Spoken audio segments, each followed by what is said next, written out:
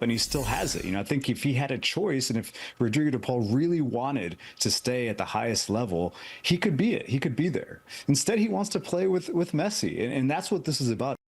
Another Argentine World Cup winner set to join Inter Miami in MLS. Atlético Madrid midfielder Rodrigo De Paul is heading over to these shores reportedly. He's been playing in La Liga for 4 years, made over 130 appearances for Diego Simeone's team.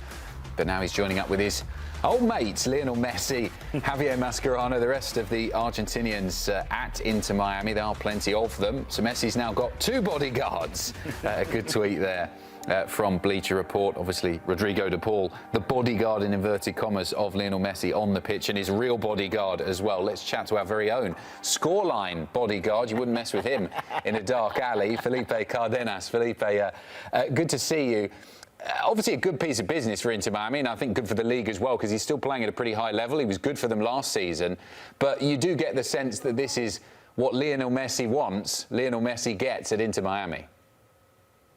Yeah, I mean, this shouldn't surprise anybody. Lionel Messi has had some influence at Inter Miami since he joined the club, both I think from players coming in to Javier Mascherano, the current manager. And we're going to look at this and say it's another one of his good friends coming in and playing. But you mentioned it. This is, I think, for MLS in the coming weeks. In the coming days, actually, I think it will be considered a coup to bring in a player that has a World Cup title to his name, 2 Copa Americas, 31 years old, started every match for Atlético Madrid in 2025, every game in the Champions League, every game in the Copa del Rey, and every game of the Club World Cup, and he still has it. I think if he had a choice and if Rodrigo De Paul really wanted to stay at the highest level, he could be it. He could be there. Instead, he wants to play with Messi, and that's what this is about. It's not so much about he is coming to MLS.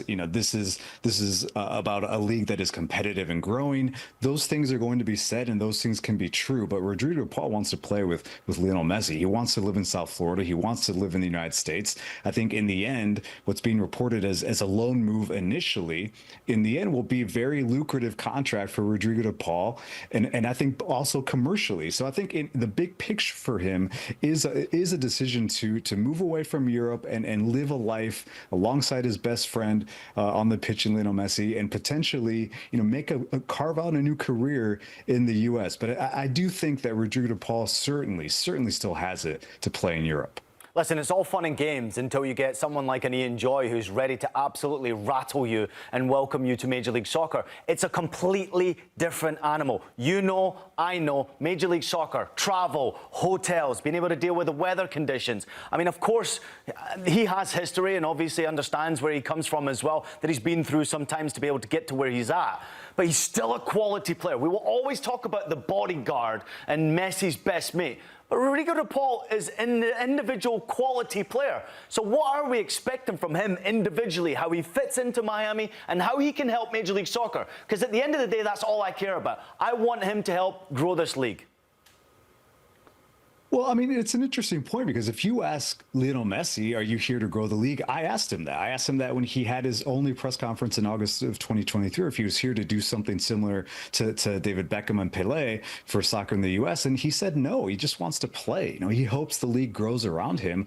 I don't think Rodrigo De Paul, if he says that he's here to help grow the league, maybe he's being honest, but I think one man isn't going to do it. I think he will make Inter Miami very good, much better in that midfield. And certainly this is also a piece of the puzzle that, Miami doesn't have. And if he does become a DP, which is expected in 26, certainly he'll probably take over that role for Sergio Busquets. And, if you look at just the midfield makeup of both Argentina and Inter Miami, and potentially how Rodrigo De Paul plays, he is a player that wants to be on the ball all the time.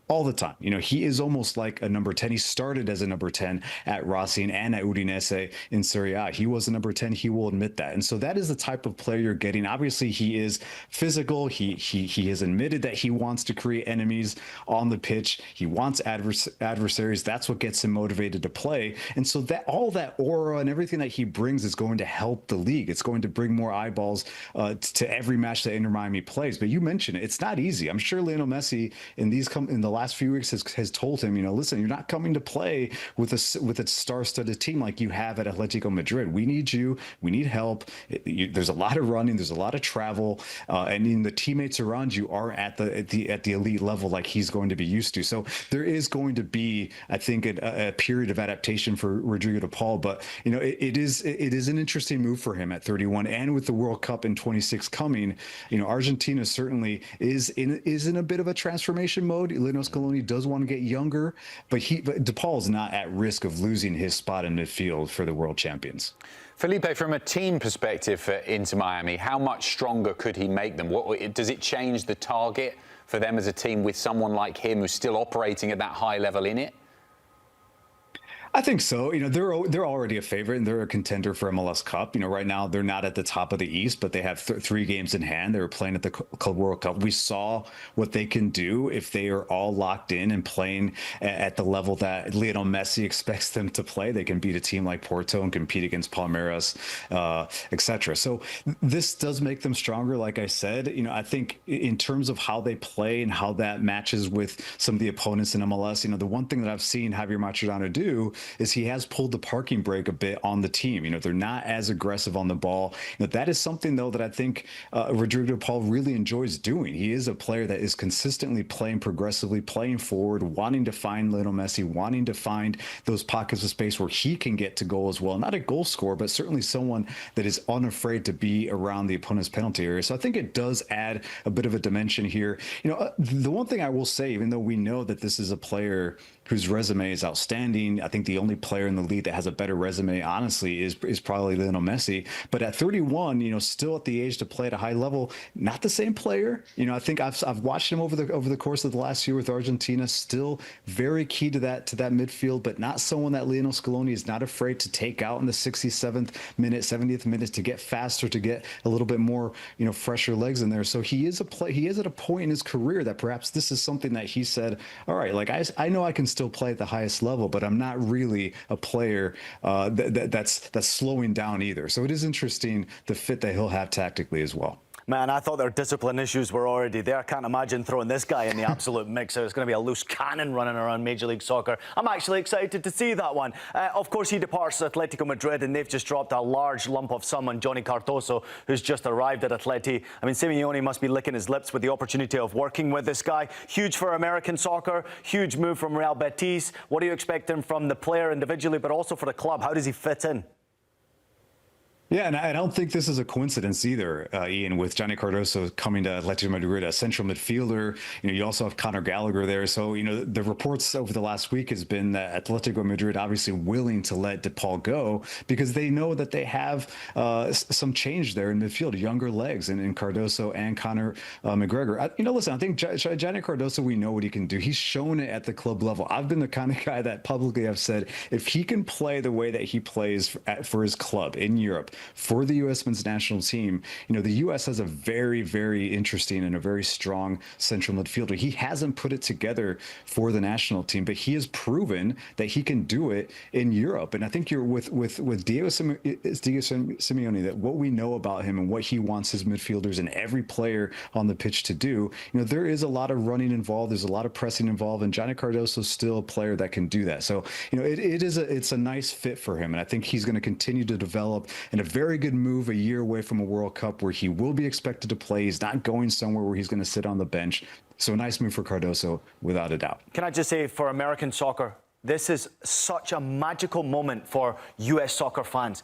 The central part of Atletico Madrid, there's an American player playing there. And what this does for American soccer going forward, who knows what? But this is truly inspirational to see him make this type of a move. Well, absolutely fabulous. It's the one European league where there's not that many Americans. There's plenty playing in England, there's some in Germany, aren't there? But Spanish football, there's not that many playing their trade at the top level. Well, you saw Luca de la Torre making that move back to Major League Soccer, and of course the World Cup right around the corner. It's very difficult for all of these players. They all want to play first-team football. This is a brave decision for him to go there because he might not play many minutes. He's going to have to force his way into the team, and if he gets there, you got to battle every single training session under Simeone to be able to stay in that lineup. But this is inspirational, I think, for many young Americans out there. This can happen. This can happen to Americans. Yeah, and he knows the league as well, performed well for Real Betis. Felipe, we'll leave it there. Thanks so much. It's going to be interesting to see how both of those players get on at their new clubs. We'll chat to you soon here on Scoreline.